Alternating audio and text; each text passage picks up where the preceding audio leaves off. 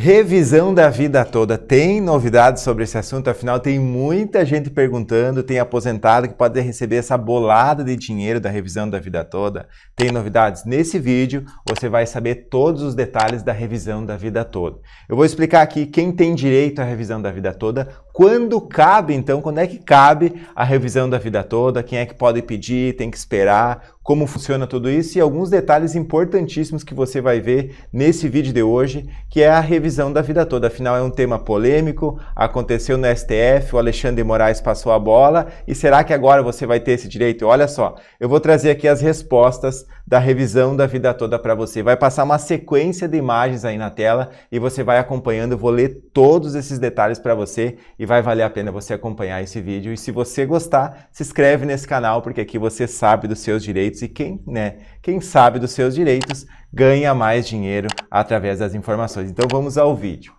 Revisão da vida toda. Essa revisão, ela surgiu então em razão da Lei 9.876, que tivemos lá em 1999, que trouxe uma regra de transição e uma regra definitiva de cálculo dos benefícios, tanto benefícios como aposentados, os aposentadorias, como auxílio acidente, pensão por morte, e essa regra de transição, ela determinava que os benefícios seriam calculados a partir da média simples dos 80% dos maiores salários de contribuição a partir de julho de 1994. Já a regra definitiva trazia uma exposição muito semelhante, porém não limitava a partir de julho de 1994, ou seja, era feita a média de todos os salários considerando os 80% maiores de todo o período contributivo, e o INSS passou então a aplicar em todos os benefícios e é de transição, ou seja, limitando para que o início dos salários que seriam considerados fosse a partir de julho de 1994. Então, esta revisão não é para todo mundo, mas para alguns casos específicos. E quais são eles? Para que eles, segurados que recebem os benefícios concedidos com base na legislação posterior a 29 de novembro de 1999 e anterior à nossa reforma da Previdência, que aconteceu em novembro de 2019. Isso porque com a reforma, essa legislação, ela acabou sendo renunciada, então, de forma prática, outros dois requisitos que precisam ser observados, e é se você possui remunerações antes de julho de 1994, já que a revisão propõe incluir esses salários. Se não tiver a revisão, perde o sentido.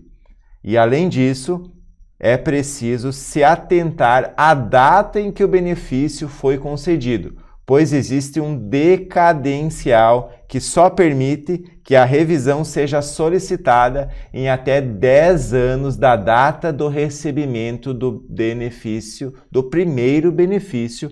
Se você se encaixa nesses 3 requisitos que eu mencionei, então é muito provável que você tenha direito sim à revisão da vida toda. Mas aí a gente precisa analisar se ela é vantajosa, isso mesmo, porque nem sempre, mesmo cumprindo esses 3 pontos, a revisão será um bom caminho pela experiência. Quais são as situações que podem resultar em um aumento no valor do benefício para que eles, segurados antes de 1994, que recebiam bons salários, às vezes trabalhavam em multinacionais, em bancos, e depois nessa data acabaram saindo, abrindo seu próprio negócio e recorrendo, ou seja, recolhendo como um contribuinte individual, muitas vezes sobre um salário mínimo, ou então em situações que também recebiam bem antes de julho de 1994 ou tinham em um longo período de contribuição de 1994 e depois dessa data tiveram pouquíssimas contribuições.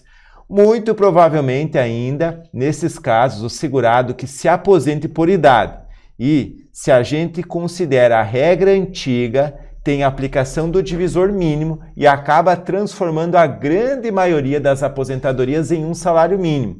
E para você ter uma ideia, essa revisão tem casos que os segurados que se aposentaram e até então recebiam um salário mínimo e com a revisão do benefício, que passa a ser do teto, que hoje aproximadamente é de R$ 7.087,22, então a diferença é muito considerável e existem vários segurados que estão nessa situação, mas você precisa tomar alguns cuidados na hora de identificar se essa revisão é um bom caminho para você. Primeiro deles é a relação com o prazo decadencial, como eu mencionei antes.